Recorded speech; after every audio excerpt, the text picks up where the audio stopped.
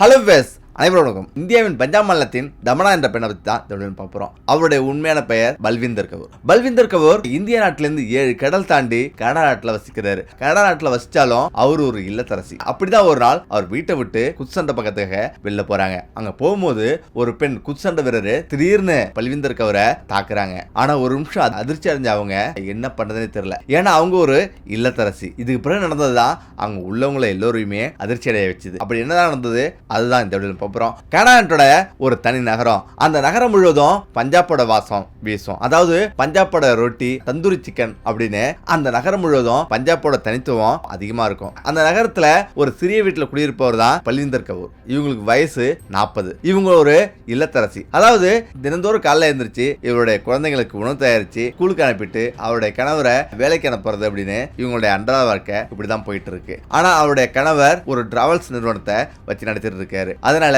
அவங்களுடைய வாழ்க்கை சுமூகமா போகுது. பல்விந்தர் கவுர் அங்க உள்ளவங்களுடைய எல்லோருடமும் நல்ல பழக்கம், அன்பா பழகுவாரு. முக்கியமா அவருக்கு பிடிச்சத சமைச்சு அங்குள்ள பக்கத்து வீடுகளுக்கெல்லாம் கொடுத்து மகிழ்வாரு.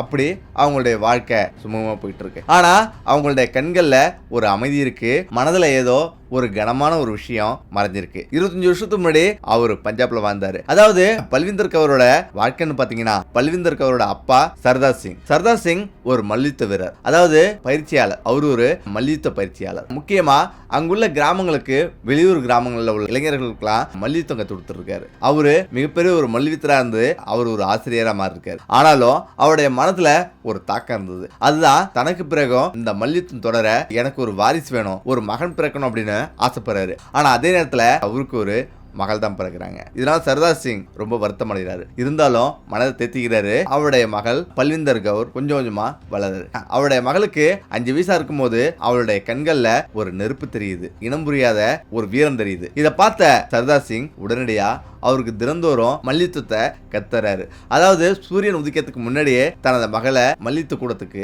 அழைச்சிட்டு போயிடுவாரு. அங்க போயிட்டு மல்யுத்தத்துல எவ்வளவு விஷயம் இருக்கு, எந்தெந்த படியில எப்படி மனிதர்களை வீழ்த்தணும் அப்படின்னு அனைத்து விதமான தந்திரத்தையும் கத்துறாரு. இப்ப சர்தாருடைய பெண்ணு நல்லா வளர்ந்துடுறா. அவளுக்கு வயசு 15. இந்த நேரத்துல தான் அவருடைய ஊர்ல ஒரு பெரிய ஒரு போட்டி நடக்குது. அந்த போட்டியில பக்கத்து ஊருக்காரனான ஒருத்தன் வந்து கலந்துக்கிறான். அவன் அடிக்கிறதுக்கு அங்க ஆளே இல்ல. இப்ப யாராவது இருக்கீங்களா, என்னை தோற்கடிக்க இந்த ஊர்ல யாருமே இல்லையா அப்படின்னு திமிரா கேக்குறான். இது அவளை ரொம்ப அவமானப்படுத்துது. ஆனா அவருடைய மகளிடம் அவர் ஒண்ணு சொல்றாரு, இந்த மல்யுத்தத்தை எக்காரணத்து முன்னிட்டும் தவறான பாதைக்கு யூஸ் பண்ணக்கூடாது, தனது பலத்தை பெருமைக்காக இதை பயன்படுத்தக்கூடாது, சுயமரியாதைக்காக இதை பயன்படுத்தணும் அப்படின்னு தனது மகளுக்கு படிச்சு சொல்றாரு. அதே நேரத்துல பல்விந்தர் கவுருக்கு 15 வயசு ஆகும் போது அந்த ஊர்ல ஒரு பெரிய ஒரு போட்டி நடக்குது. மல்யுத்த யுத்தம் நடந்துட்டு இருக்கு. இந்த இடத்துல தான் அந்த சண்டையில எல்லோரும் தொத்துறாங்க. அந்த ஊர்ல அவன் மிகப்பெரிய ஒரு வீரனும் கூட. அவன் இப்ப அந்த ஊர்ல கேக்குறான், இந்த ஊர்ல யாருமே என்ன ஜெயிக்கிறதுக்கு ஆள் இல்லையா அப்படின்னு கேக்குறான். இந்த இடத்துல பல்விந்தர் சிங்கம் சர்தார் வருத்தத்துல தலை குனிறாரு. இந்த இடத்துல அவருடைய மகள் அவரை கூப்பிடுறாரு. அப்பா இங்க வாப்பா அப்படின்னு சொல்லிட்டு தனியா அழைச்சிட்டு போயிட்டு எனக்கு ஒரு வாய்ப்பு கொடுங்கப்பா, நானும் சண்டையிடுறேன் அப்படின்னும் அவர் சொல்றாரு. இது என்னால தாங்கவே முடியல அப்படின்னும் அவர் சொல்றா. இதை கேட்டு சர்தாரும் சரின்னு சொல்றாரு. இந்த இடத்துல அந்த போட்டி காலத்துக்கு வந்து ஒரு நிமிஷத்திலேயே அவ்வளவு பெரிய வீரனை வீழ்த்திடுறா. அதாவது தனது சின்ன யுக்தியால அவர் வீழ்த்திடுறா.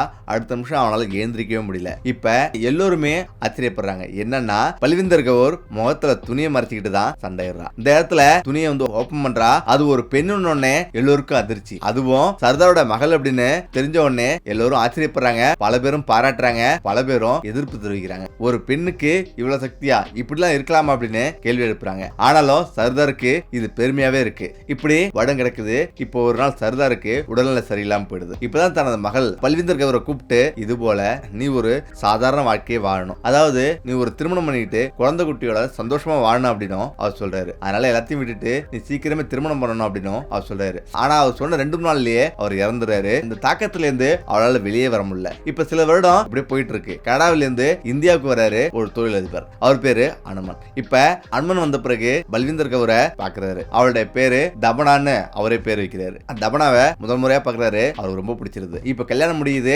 இப்ப நேரா கனடாவுக்கு அழைச்சிட்டு போறாரு. இப்ப கனடாவுக்கு வந்து 15 வருஷம் ஆகுது. அமைதியா அவங்க வாழ்க்கை வந்து ஓடிட்டு இருக்கு. இந்த இடத்துல தான் அனுமனுக்கு பிறந்த நாளை கொண்டாடுறாங்க. இப்ப அங்க உள்ள நண்பர்கள்ல இருந்து உறவினர் வரலையும் எல்லோரும் வராங்க. எல்லோருமே ஜாலியா பேசிட்டு இருக்காங்க. இந்த இடத்துல தான் பல்விந்தர் கவரோட இப்ப அவரோட நண்பர்கள் சொல்றாங்க, இந்த ஊர்ல ஒரு குத்து சண்டை போட்டி நடக்குது, அங்க எல்லோரும் போயிட்டு வரலாம் அப்படின்னு அவங்க சொல்றாங்க. தபனாவோ வேணாம்னு சொல்றா. இருந்தாலும் வாங்க அப்படின்னு கம்பல் பண்ணி அவருடைய கணவரையும் அவங்களையும் அழைச்சிட்டு போறாங்க. இப்ப அது மிகப்பெரிய ஒரு அரங்கம். மக்கள் எல்லோருமே கரகோஷமா குரல் எழுப்புறாங்க. பயங்கர சத்தம். இப்ப 2 பெண்கள் சண்டை போடுறதுக்காக ரெடியா நின்று இருக்காங்க. அதுல ஒரு பெண் தான் வெரோனிகா. வெரோனிகாவோட பேரை கேட்டாவே எல்லாரும் நடுங்குவாங்க.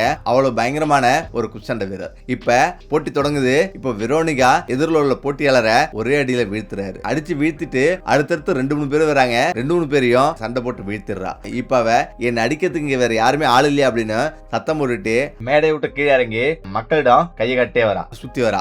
தபனாவும் இதை பார்த்துட்டே இருக்கா. இது ஒரு போட்டியே கிடையாது.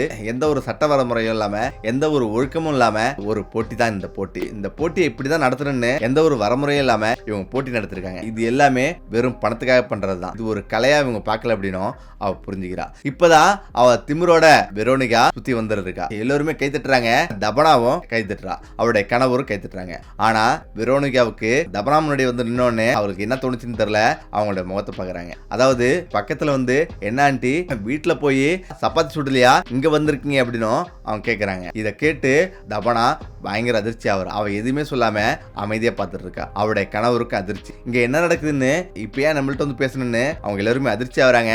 அவங்க உள்ளவங்க எல்லாமே கொஞ்சம் அமைதியாகிறாங்க. இந்த இடத்துல தபனாவோட அமைதியை பார்த்து வெரோனிகாவுக்கு இன்னும் கோபம் அதிகமாகுது. இந்த இடத்துல என்ன அப்படி பாக்குற அப்படின்னு எதிர்பாராத விதமா மூஞ்சில பட்டுன்னு குத்திடுறா. இது ஒரு நிமிஷம் கூட தபனாவும் அவருடைய கணவரை எதிரே பார்க்கல. இப்ப அவங்களுக்கு என்ன நடக்குன்னு கூட புரிஞ்சுக்கிறதுக்குள்ள இவ்வளவு விஷயம் நடந்து முடிஞ்சிச்சு. இப்பதான் ஒரு நிமிஷம் தபனா கோபப்படுறா. டக்குன்னு முன்னாடி வரா. அவருடைய கணவர் கையை பிடிச்சி இருக்கிறாரு. ஆனாலும் இன்னொரு அடிய வெரோனிகா அடிக்கிறான். அடுத்த நிமிஷம் தேங்குறா. ஓ, என்னகிட்டே தேங்குறியா, என்னகிட்டே சண்டைக்கு வரியா, பாத்துக்கலாம் அப்படின்னு அவ கூப்பிடுறா. இப்ப அவருடைய கணவர் தபனாவை எவ்வளவு தடுக்கிறாரு. ஆனாலும் தபனாவை கைப்பிடிக்கிறாரு. ஒரே தள்ளுதான். அவருடைய கணவராலேயே தடுக்க முடியல. அவ்வளோ ஒரு வீரம் இருக்கு. இப்ப சும்மா தூங்கிட்டு இருந்த ஒரு சிங்கத்தை எழுப்பிருக்கான்றது வெரோனிகாவுக்கு தெரியல. இப்ப தனது சுடிதாரை இழுத்து கட்டுறா. அவ எல்லோருமே ஆச்சரியம். ஏன்னா ஒரு இல்லத்தரசி இப்படி சண்டை போடுவாங்க அப்படின்னு எல்லோருமே குழப்பத்துல இருக்காங்க. நடுவர்கள் வந்து வேணாமா, உங்களுக்கு சண்டை தெரியாம நிக்க வேணாம், இது வந்து உயிருக்கு ஆபத்து ஏற்படும் அப்படின்னு நடுவர்களும் அங்குள்ள பாதுகாவலர்களும் சொல்றாங்க. ஆனா தபனா எதுவுமே கேட்கல. முறைச்சு பார்த்துட்டு கோபத்தோட நின்று இருக்கா. இப்ப அவங்களுக்கும் எதுவுமே சொல்ல முடியல. இப்பதான் விளம்பரதாரர்கள் உடனடியாக அங்க வந்து இறங்கி வராங்க. ஏன்னா அவங்களுக்கு டாலரா தான் பார்க்கப்படுது. பல மில்லியன் டாலர் இப்போ வந்து எகிரிட்டே இருக்கு. இப்ப நடுவர் கேட்கிறாரு, இப்ப சண்டை போடலாமா அப்படின்னு மக்களை பார்த்து கேட்கிறாரு. இதுவரையும் குழப்பமா இருந்தவங்க இப்ப எல்லாருமே ஃபைட் அப்படின்னு சத்தம் வருது. இந்த நேரத்துல வெரோனிகா நினைக்கிறா, இவளை ஒரே நிமிடத்துல முடிச்சிடறேன் அப்படின்னு அவன் சொல்ல. அது வந்து மாதிரி வெரோனிகாவோட உடம்பு இரும்பு மாதிரி இருக்கு. பார்க்கும்போது பயங்கரமா இருக்கு. அதே நேரத்துல தமனோட உடம்பு ஒரு இல்லத்தரசி, சாதாரண ஒரு பெண்மணி மாதிரியே இருக்கிறா. இந்த கொழு பெண்ணை எப்படி அடிச்சு சாத்திரம் பாரு அப்படின்னு பேசிட்டே இருக்கிறா. ஹாஸ்பிட்டல்ல பெட் ரெடியா வைங்க, இப்போ ஒருத்தருக்கு உடனடியா ஹாஸ்பிட்டல்ல பெட் தேவைப்படுது, இப்போ உடனே வருவார் அப்படின்னு சொல்லிட்டு வேறனா